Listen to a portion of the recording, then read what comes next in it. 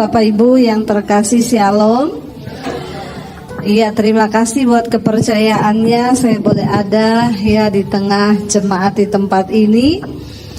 Iya, kita percaya bahwa Tuhan adalah setia bagi setiap kita.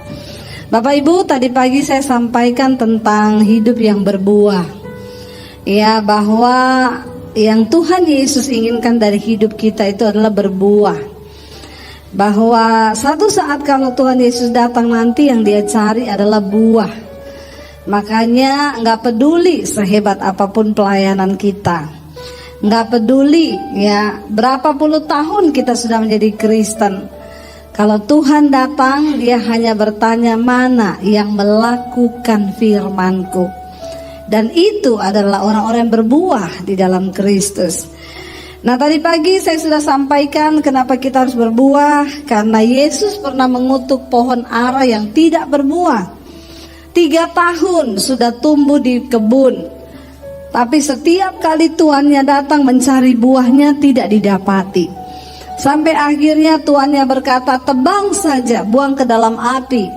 Tetapi penjaga kebun itu berkata, kasih kesempatan 1 tahun lagi Tuhan. Kalau dia tetap tidak berbuah, baru kita tebang dan buang ke dalam api.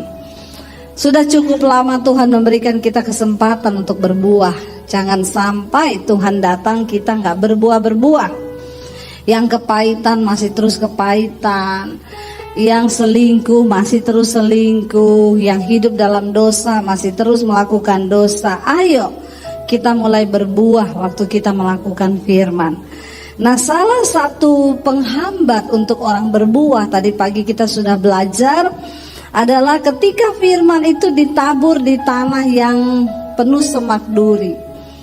Salah satu semak duri itu adalah kekhawatiran yang menghimpit firman itu, sehingga firman itu tidak bisa bertumbuh apalagi berbuah dalam hidup kita. Nah, bahaya kekhawatiran ini ternyata luar biasa. Dan seringkali kita tidak menyadari, tetapi itu terjadi. Kenapa saudara? Karena kita hidup di tengah dunia yang kelihatan mata, tapi Tuhan itu tidak terlihat mata. Makanya seringkali kita pintar ngomong firman, tapi pada dasarnya ketika kita disuruh mempraktikkan firman, percaya waktu kita belum melihat, rasanya sulit ya. Dan itulah sebabnya juga makanya banyak orang Kristen tidak mengalami mujizat Tuhan di dalam hidup mereka. Nah, hari ini saya pengen membahas tentang satu hal yang sangat luar biasa yang bisa membuat iman kita tidak bertumbuh, yaitu hal kekhawatiran. Mari kita baca bersama Injil Lukas pasal yang ke-12. Lukas 12 ayat 22. Yesus berkata kepada murid-muridnya, karena itu aku berkata kepadamu, janganlah khawatir akan hidupmu, akan apa yang hendak kamu makan, dan janganlah khawatir pula akan tubuhmu, akan apa yang hendak kamu pakai.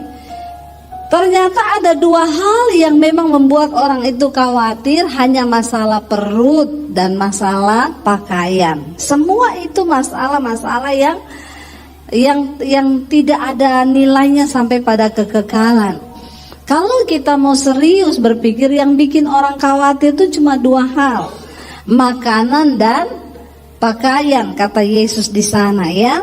Jangan khawatir tentang itu. Sebab apa? Ayat 23 berkata apa? Sebab hidup itu lebih penting daripada makanan, dan tubuh ini lebih penting daripada pakaian. Apa artinya saudara? Manusia hanya sibuk bekerja mencari uang agar dapurnya ngebul, agar perutnya terisi. Tapi kita lupa, Alkitab berkata hidup itu lebih penting daripada makanan. Mana yang benar? Hidup untuk makan atau makan untuk hidup? Yang benar. Tapi ada sebagian orang itu hidup untuk saudara bersyukur kalau berpikir bahwa hidup makan untuk Berarti kalau makan untuk hidup yang penting apanya? Hidupnya ya. Kita makan itu supaya kita hidup. Tujuannya makan itu agar kita hidup. Benar yang Yesus katakan, hidup itu lebih penting daripada makanan. Kalau kita sadari bukan makanan yang terpenting, tetapi hidupnya itu loh. Kita makan tempe, sambal, nasi, enak enggak? Kalau disertai dengan ucapan, makan steak yang harga 1 juta di Jakarta ada steak 1.500.000 harganya, 2.600.000 ada, sampai 3.500.000 ada. Saya diajak orang makan, ibu pilih, saya lihat harganya. Suami saya colek saya, ndak usah milih, biar yang ngundang yang milihin. Nanti kita salah, lihat harganya aja mau kecekik. Saya tanya, ini kenapa bisa mahal begini ya? Konon bu, ini sapi-sapinya dipelihara khusus. Jadi sapi itu ndak stres. Dia makannya baik, dikasih vitamin. Jadi juga dagingnya itu enak. Ini sapi pilihan dalam hati saya. Biar sapi dagingnya ndak stres, kalau yang makan stres. Iya ndak? Iya, buat apa sapi nggak stres, orang yang makan stres. Yang ada saya bayar jadi. Iya, jadi yang penting sapi yang stres atau orang yang stres? Nggak penting sapinya mau stres atau tidak, yang penting kitanya ini loh. Ya, daripada makan begitu bayar stres, saya pilih makan di pinggir jalan aja, benar nggak? Nggak stres. Ya, jadi saudara jangan salah ya. Yang paling penting itu hidupnya, bukan makannya. Ya, ada orang bilang, ya memang makan tempe sama sambal enak bu, tapi kan lebih enak kalau kita makan daging. Ya, di restoran tuh lebih enak lagi. Jadi bahagia mana, makan tempe sama sambal atau makan daging sama steak di restoran? Bahagia mana? Memang ada yang sudah ditakdirkan tempe sama sambal memang ya. Yang jawab ini memang sudah ditakdirkan, Anda harus makan tempe sama sambal. Iya. Jadi sebenarnya kan bukan soal makannya apa, tapi sebenarnya bagaimana soal kita nih bersyukur. Kayak kemarin saudara, saya tuh diundang ke Singapura ya. Saya angkat foto, 2 foto. Satu, saya duduk di emperan bandara, di lantai, melantai sama suami, nyandar di tembok. Yang kedua, suami saya ngangkat foto, kita duduk di business class. Jadi orang tuh semua pada bingung, loh Bu Devi naiknya business class kok duduknya di emperan, di lantai. Saya bilang itu bukan pencitraan. Jadi ceritanya kita sampai di gate itu belum dibuka gate-nya, dan di situ ada si kursi tapi sudah penuh dengan umroh. Kaki saya ini udah mau meledak karena Singapura itu perjalanan bandaranya kan jauh, kita lari, apalagi kalau sudah mau dibilang tinggal 15 menit lagi sudah boarding. Kita lari jauh, jalan kaki saya itu udah kenyut sampai di situ nggak ada tempat duduk. Saya dan suami lihat, enak duduk di lantai nih. Ya, lalu suami saya udah duduk di lantai, saya ikut. Ada teman saya satu di situ, dia bilang, Bu, ibu jangan duduk di situ. Saya bilang, kenapa? Ibu public figure.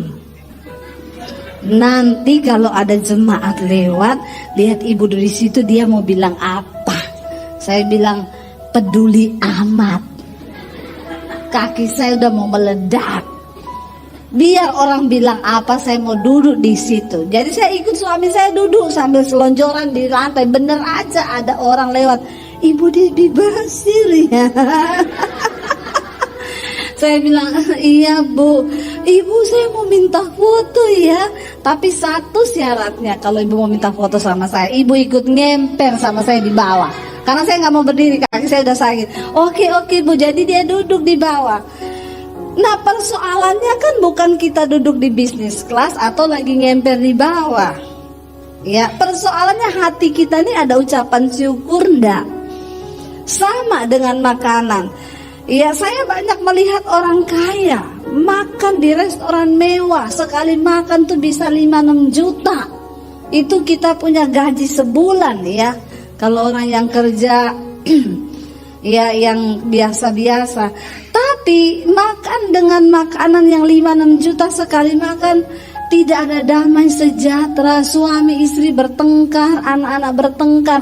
Lebih baik kan makan tempe sambal tapi hidup dalam damai sejahtera loh. Jadi saudara imani yang mana ini? Balik lagi tempe sama sambal. Memang orang Pasuruan ya, nomor 1 tempe is the best memang ya.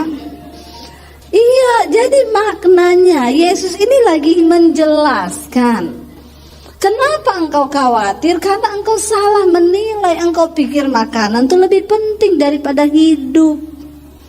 Yang Tuhan nilai adalah cara hidup kita, bukan cara makan kita. Yesus bilang, Alkitab bilang, makan itu dimakan turun ke perut, lari ke jamban. Tapi hidupmu harus engkau pertanggungjawabkan di hadapan Tuhan.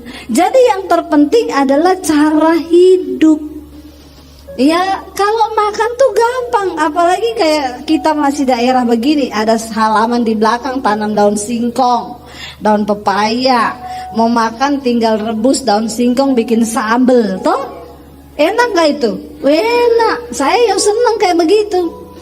Iya, itu lebih enak. Artinya apa? Sebenarnya kan gak ada alasan untuk kita khawatir kalau hidup kita ini benar dalam Tuhan. Masalahnya orang jadi khawatir karena dia pikir apa yang mau dia makan. Lalu Yesus bilang, bukankah tubuh lebih penting daripada pakaian? Tapi kalau mau sok iya ikut orang, ya beli baju, satu baju 1,5 juta, di Jakarta banyak baju 2,5 juta satu baju. Ya saya sih dikasih ya, saya nggak beli, cuma kalau lihat harganya aja. Ya, kalau mau ikut yang begitu ya stres hidup kita. Makanya banyak kekhawatiran. Ya, lihat orang pakai ini kita juga mau pakai yang begitu, orang begini kita juga mau gitu. Yesus bilang yang terpenting itu tubuh daripada pakaian. Artinya apa? Tubuhmu itu bait Allah. Satu saat waktu kita mati, Tuhan tidak tanya merek pakaianmu apa. Yang dia tanya selama engkau hidup, tubuhmu itu engkau pakai buat apa? Tubuh bukan untuk persinahan. Tubuh bukan untuk percabulan. Tubuh bukan sesuatu yang untuk hal-hal yang negatif. Tapi tubuh ini tempat berdiamnya Tuhan. Enggak penting pakaian kita apa, asal ada Tuhan dalam tubuh kita, itu yang membuat hidupmu bernilai. Amin. Orang kadang ngomong, Bu Debbie ya, Bu, ibu tuh kalau khotbah bajunya itu tok. Saya bilang, Bu Ben, emang gue pikirin, saya tuh biasa aja. Saya nggak pernah loh saudara mau pelayanan hari Minggu, hari Jumat saya siapin baju, saya siapin ini. Enggak, ya pokoknya apa aja yang ada udah saya pakai. Sampai kadang itu terus aja, Mbok Ben.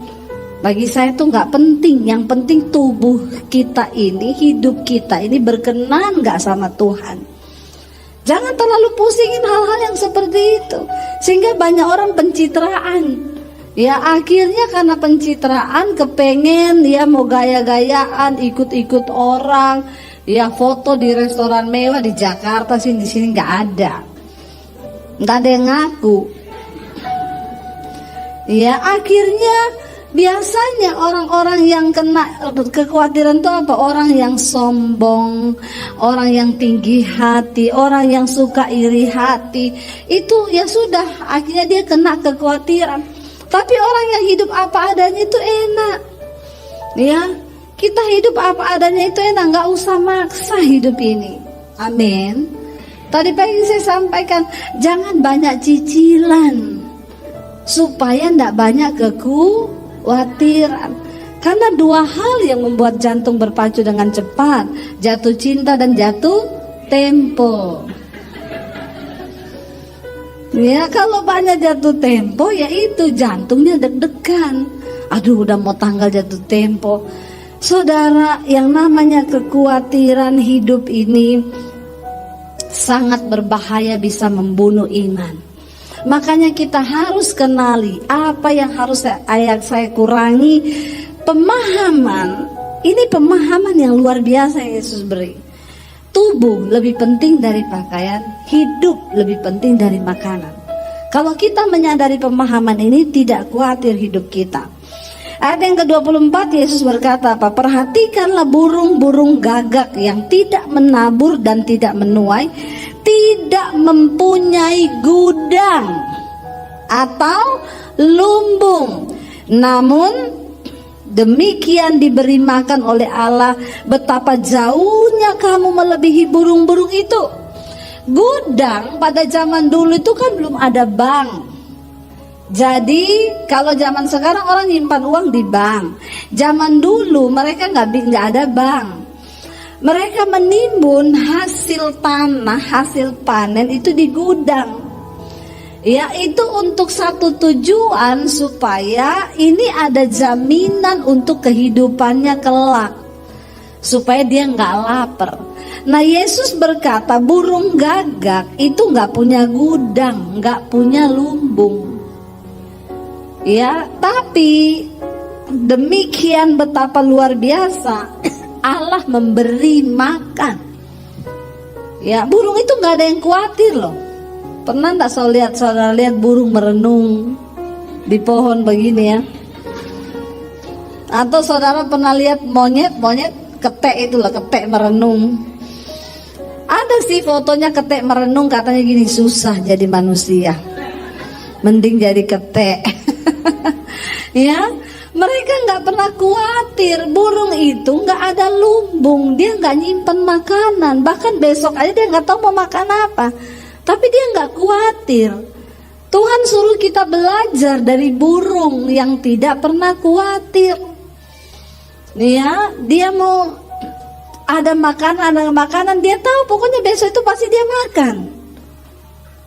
Ajaib ya, makanya saya tuh kalau lihat burung-burung terbang tuh, ini burung ya. Yes, kenapa Tuhan tuh suruh kita belajar dari burung? Ya, kalau pagi itu saya bangun di rumah suka lihat ada burung terbang dari pohon ke pohon. Ya, saya pikir dia tuh makan apa ya? Kok yo hidup loh. Makanya Alkitab mencatat, Yesus bilang belajar dari burung-burung itu. Betapa kamu itu jauh lebih bernilai di mata Tuhan daripada burung-burung itu. Asal kita mengerti makna hidup yang sesungguhnya, bahwa tubuh lebih penting dari makanan, tubuh lebih penting dari pakaian, hidup lebih penting daripada makanan. Ayat 25, siapakah di antara kamu yang karena kekhawatirannya dapat menambahkan sehasta pada jalan hidupnya? Siapa nih yang khawatir? Aduh, saya khawatir dulu bagaimana ya masa depanku, bagaimana tiba-tiba ting saldomu bertambah. Ada di sini yang karena khawatir terus kita dapat untung itu? Enggak ada kan? Khawatir tidak menambah apa-apa, malah membawa sesuatu yang negatif dalam hidup kita. Saudara, kalau saya bicara ada orang tua WA ke saya gini, Bu Dewi, saya tuh dengar khotbah ibu, mungkin dia dengarnya yang akhir-akhir ini kali. Saya banyak bersaksi tentang mujizat Tuhan. Dia kayaknya subscriber baru. Dia nggak ngikuti khotbah saya dari awal-awal, bagaimana penderitaan saya. Saya dengar khotbah ibu itu kayaknya enak banget ya, ibu ngalami mujizat begini ya Bu. Bu, saya cuma mau bilang sama ibu, hidup itu keras Bu. Di luar sana itu hidup itu pahit Bu. Saya balas, seberapa pahit hidupmu? Ceritakan sama saya. Ya, saya bukan pendeta yang hanya berkhotbah dan suruh jemaat percaya kepada Tuhan. Saya mengalami. Di antara Bapak Ibu di sini, siapa yang pernah hidup tanpa seorang pun dalam hidupmu, tanpa uang 1 sen pun? Coba angkat tangan. Ada di sini yang pernah hidup tanpa siapa-siapa dan tanpa uang 1 sen pun? Saudara nggak tahu mau ngapain? Coba angkat tangan. Saya mengalami ketika saya diusir dari keluarga saya. Ya, berapa banyak yang sudah dengar kesaksian saya? Yang belum dengar kemana aja? Tolong pulang subscribe channel YouTube saya, komen dan share. Ya, saya ini papi saya haji, kakek saya ustadz. Saya menerima Yesus tahun 95. Waktu saya terima Yesus tahun 95, saya diancam mau dibunuh oleh keluarga saya. 96 saya diusir dari rumah. Papi saya memberi pilihan, kalau kamu gak kembali, pergi dari rumah, angkat kaki, dan jangan anggap kamu punya keluarga. Satu lagi, jangan bawa ijazahmu. Saya mau lihat kamu ikut Yesus. Yesus kasih makan, kamu pakai apa? Saya tinggalkan keluarga saya dengan bercucuran air mata. Saya menangis, Tuhan, ini pilihan terberat bagi saya. Kalau saya tinggalkan rumah, saya mau makan apa? Saya mau hidup di mana? Bahkan ijazah pun tidak boleh dibawa. Jadi saya memulai hidup bersama Yesus bukan dari nol, dari min. Kalau masih ada ijazah, saya masih bisa cari kerja. Tapi saya tidak ada ijazah. Ya sudah, saya tinggalkan rumah tahun 96 dari kota Poso. Saya ke kota Palu 7 jam perjalanan. Di sana saya cari sepupu saya, dia tinggal di kos-kosan.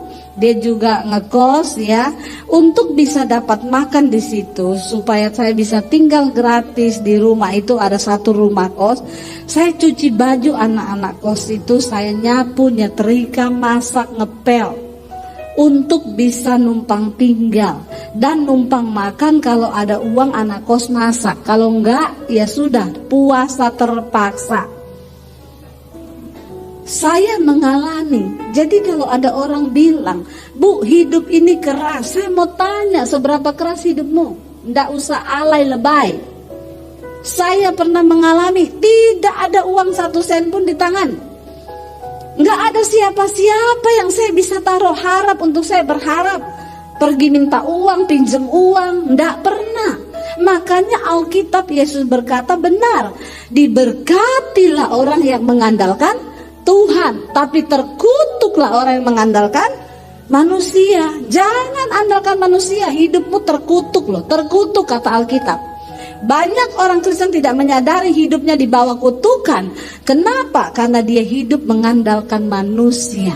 Andalkan orang tua, andalkan saudara ipar, andalkan siapa aja. Ada masalah dikit, pinjam uang, utang kanan kiri. Makanya hidupmu terkutuk.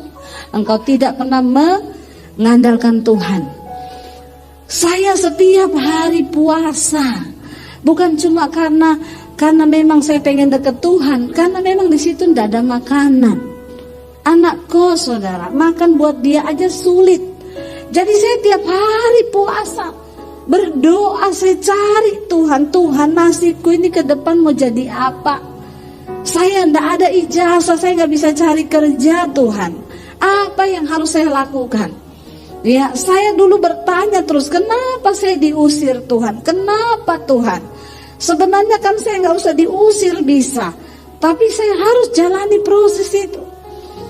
Jadi saya pernah rasa, jangan saudara bilang saya tidak pernah rasa. Saya bukan pendeta teori, tapi saya mengalami Tuhan. Ya, makanya sekarang Tuhan angkat saya jadi YouTuber karena nggak ada ijazah. Amin. YouTube nggak pernah tanya ijazahmu mana, lulusan apa kau.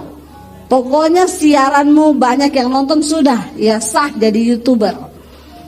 Lalu saudara, saya menjalani hidup, bahkan memulai dari mana aja saya nggak tahu.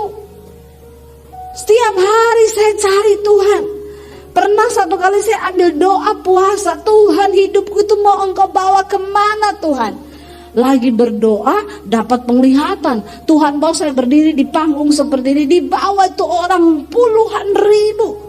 Tuhan bilang, satu saat engkau akan berdiri di depan ribuan orang, bahkan puluhan ribu. Pulau-pulau menantikan pengajaranmu, bangsa-bangsa menantikan pengajaranmu. Saya nangis bercucuran air mata. Wow, saya melihat semua itu, saya tangkap. Yes, amin. Begitu buka mata, lihat pakaian kotor di kos-kosan. Hilang semua itu tadi yang dalam hadirat Tuhan itu. Di hadapan saya pakaian kotor, di hadapan saya kain pel. Dengan bercucuran air mata saya imani saja, aku percaya kalau Tuhan yang beri penglihatan, saya pasti akan mengalaminya Tuhan.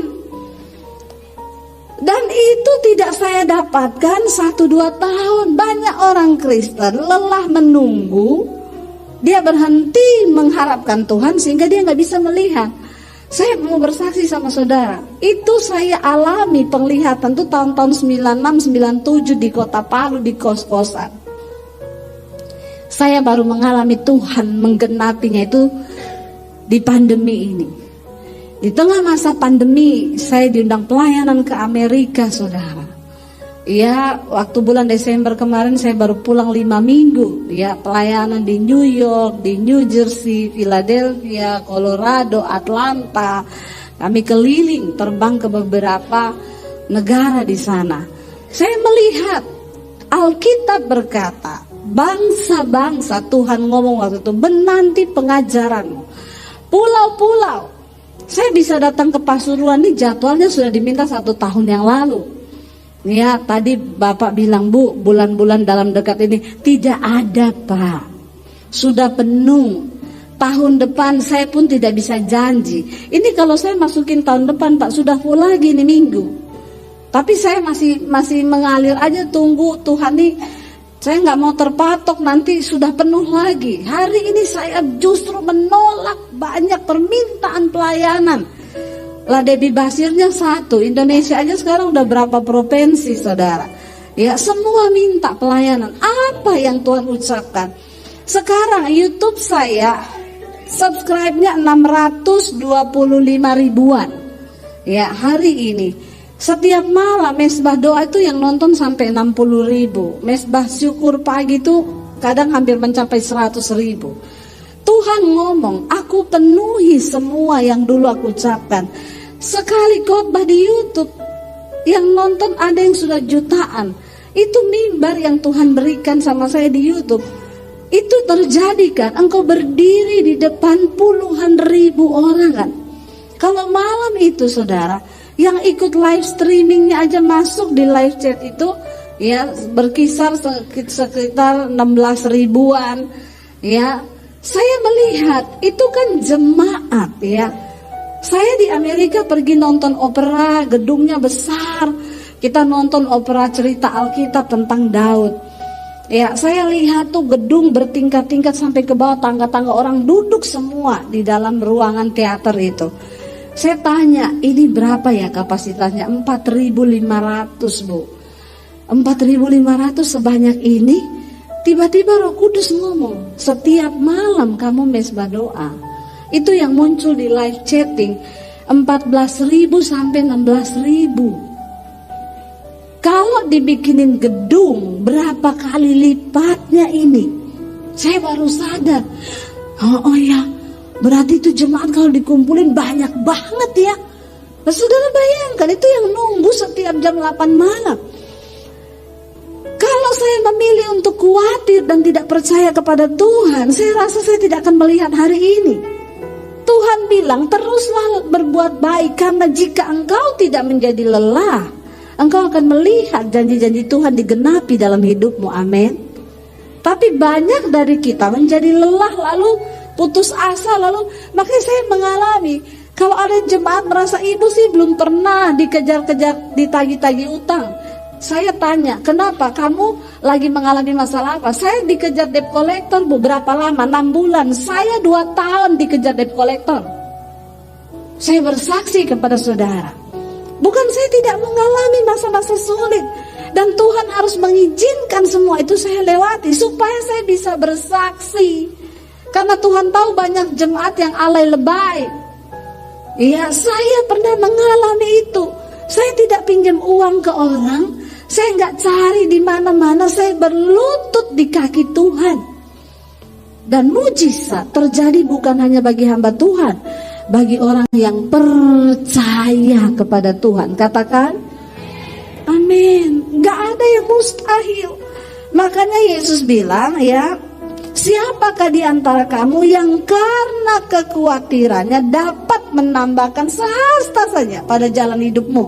Tidak bisa. Jadi kalau kamu tidak sanggup membuat barang yang paling kecil, mengapa kamu khawatir tentang hal-hal lain? Kalau kita nggak bisa bikin apa-apa, kenapa kita harus khawatir? Toh kita juga nggak bisa menambah apa-apa dengan kekhawatiran kita.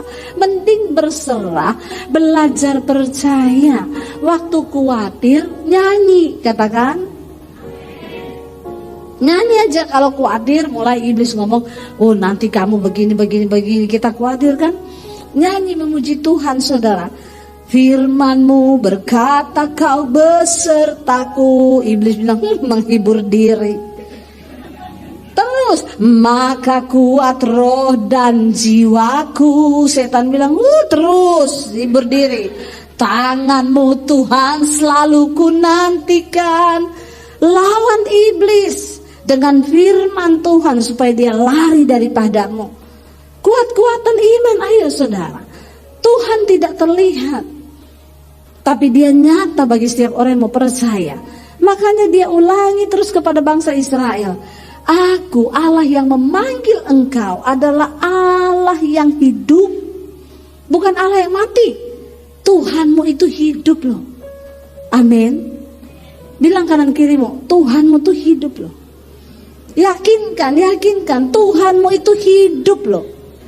Ya sayang saudara jadi Kristen tapi saudara gak ngalami Tuhan tuh, kasihan deh lu. Ya ayo alami Tuhan Bapak Ibu ya. Lalu dikatakan di sana, perhatikanlah bunga bakung yang tidak memintal dan tidak menenun.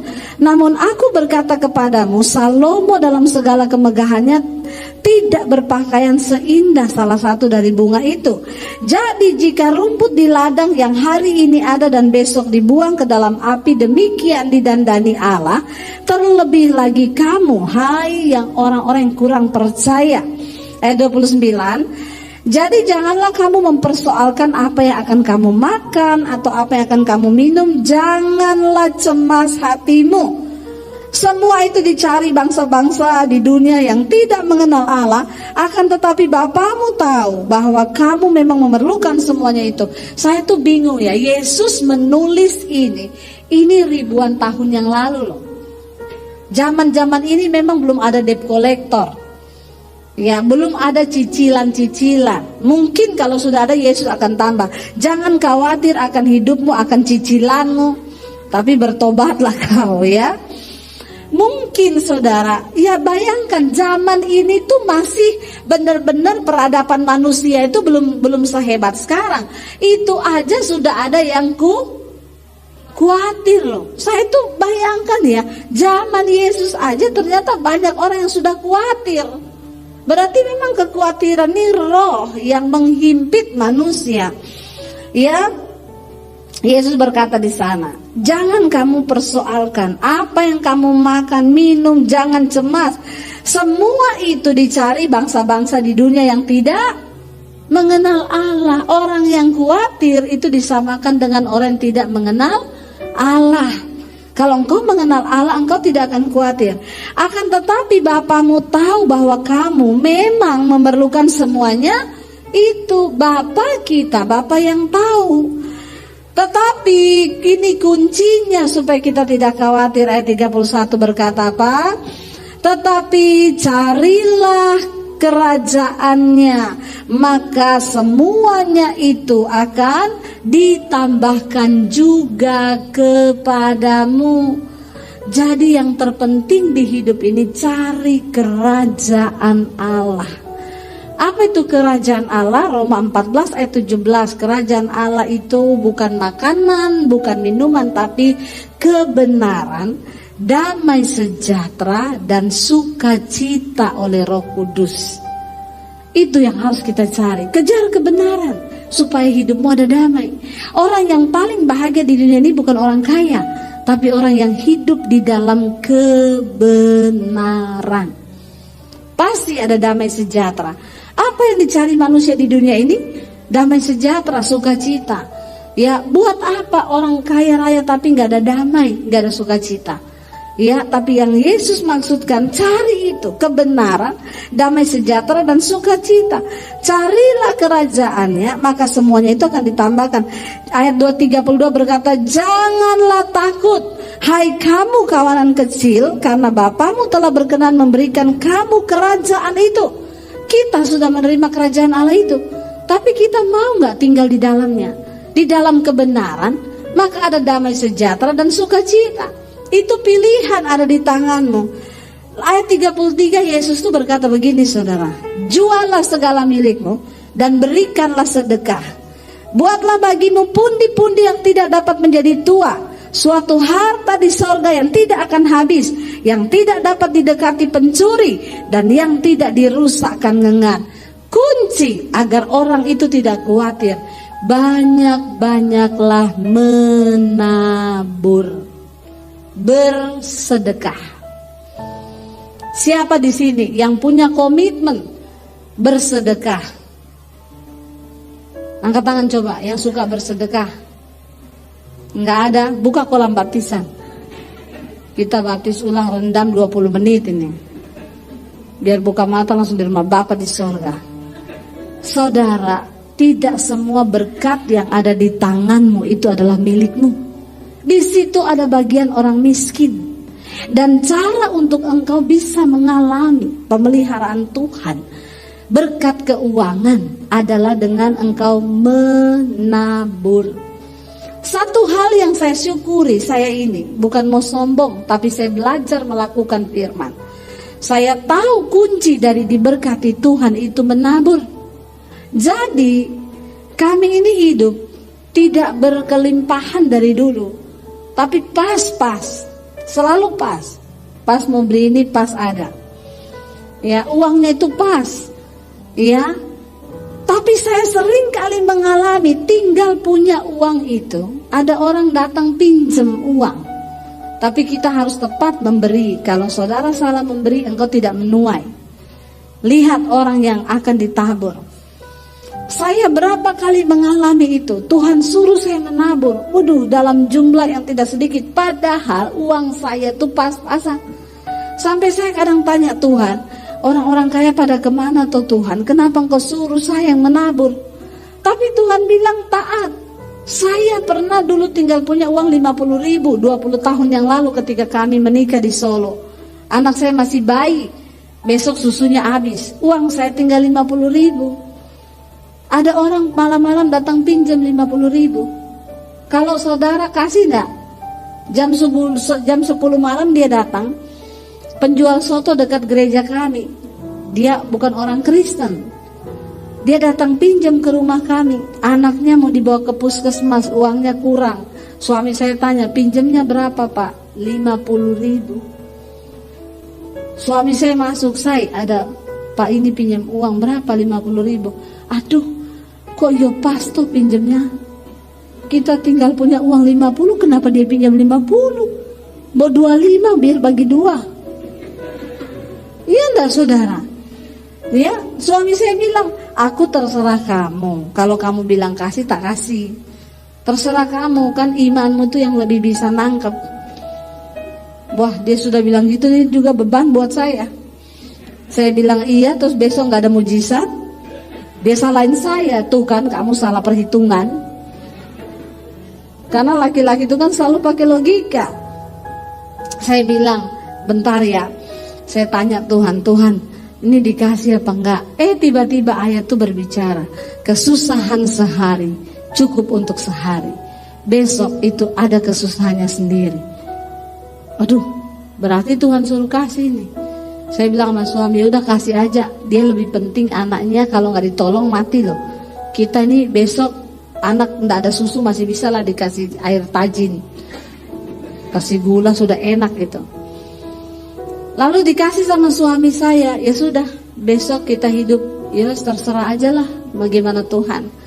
Ya benar, besok itu suami saya ada pelayanan. Saya nggak tahu, tiba-tiba tuh saya mau ikut. Saya bilang saya ikut ya, daripada di rumah nggak punya uang, melongo gigit jari, ya sudah ikut aja pelayanan, lumayan makan gratis. Lalu ketika saya lagi duduk di ruangan itu, ada pengusaha masuk, saudara. Memang orang bapak ini orang kaya di Solo. Waktu saya lihat dia, ada suara di hati yang bilang gini, nanti bapak itu akan memberkati kamu. Langsung saya tengking, dalam nama Yesus, dasar mata duitan. Begitu lihat orang kaya, langsung ada suara hati yang berkata, muka langsung berubah jadi celengan babi. Terkutuklah orang yang mengandalkan manusia. Saya tengking langsung tuh suara, tapi suara itu muncul terus. Lalu saya bilang ini, Tuhan, kalau memang ini dari Tuhan, pasti terjadi. Selesai ibadah, makan-makan, sudah makan-makan, bapak itu gak deket-deketin saya.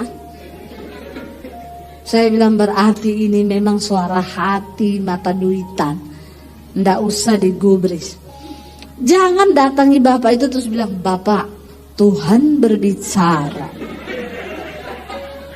Bapak tatap mata saya, Tuhan bilang Bapak harus memberkati saya. Kan banyak kan yang begitu-begitu. Bapak nama Tuhan berlubuat, lu buat-buat.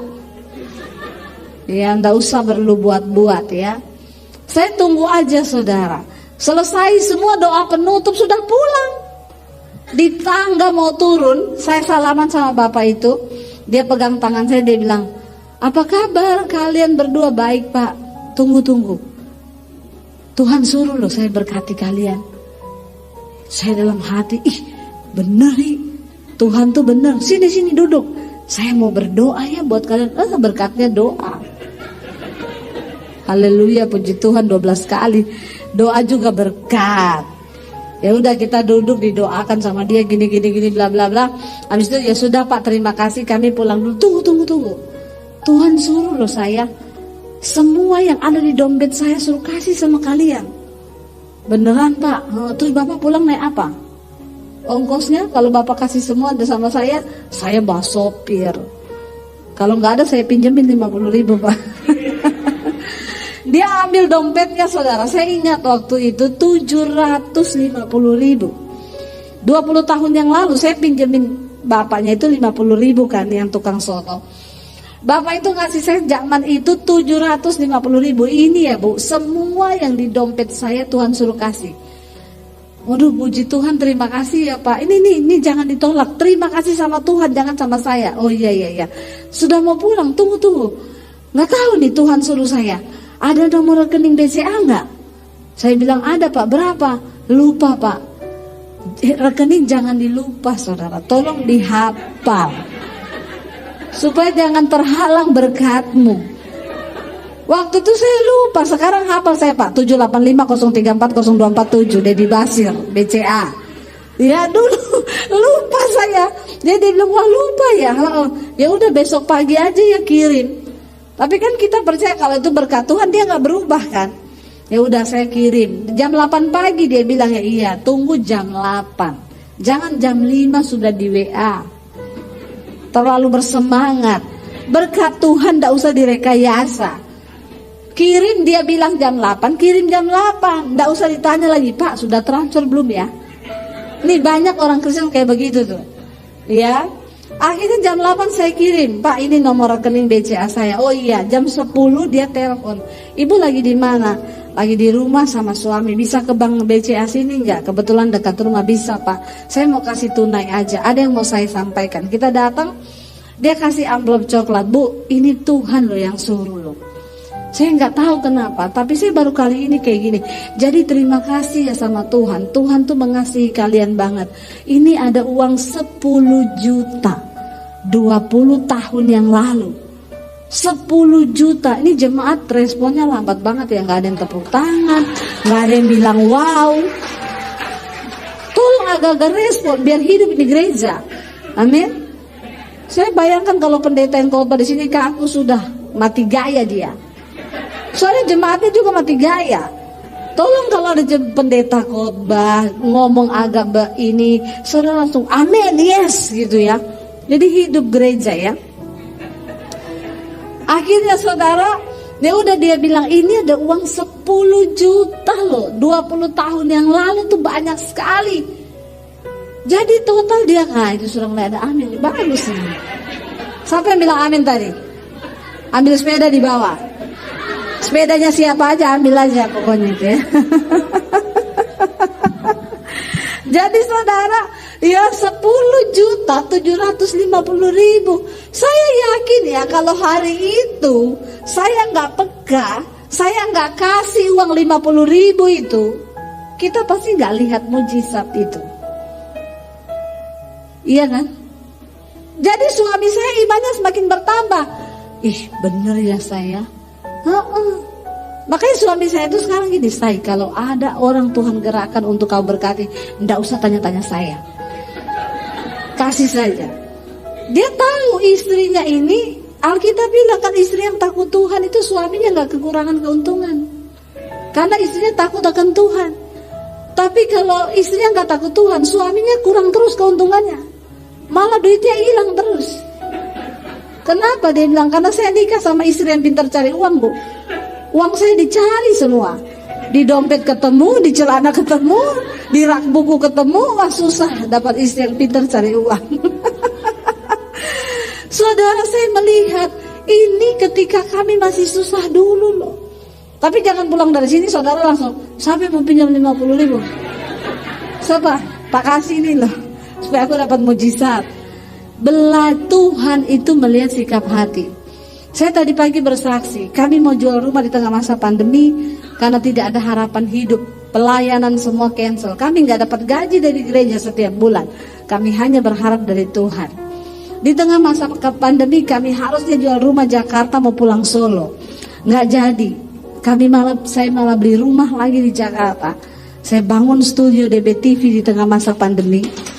Ya, sudah hidup imannya. Sudah hidup ya.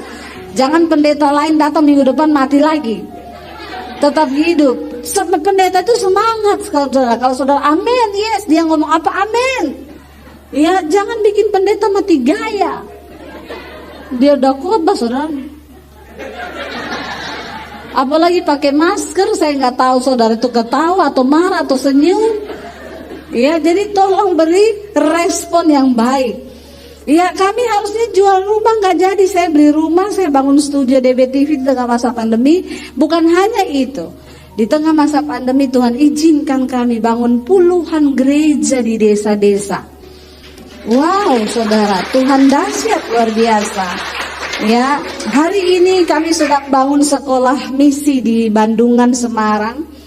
Kami punya kerinduan untuk sekolahkan orang-orang dari desa yang mau jadi pendeta. Mereka masuk sekolah gratis, lalu mereka pulang kembali ke desanya.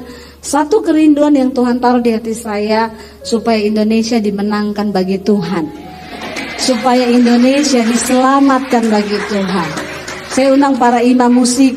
Kalau ini kayaknya tepuk tangannya pengen cepat selesai, makanya kenceng banget ya. Dalam hatinya udah habis waktu nih Bu. Silakan imam musik maju ke depan.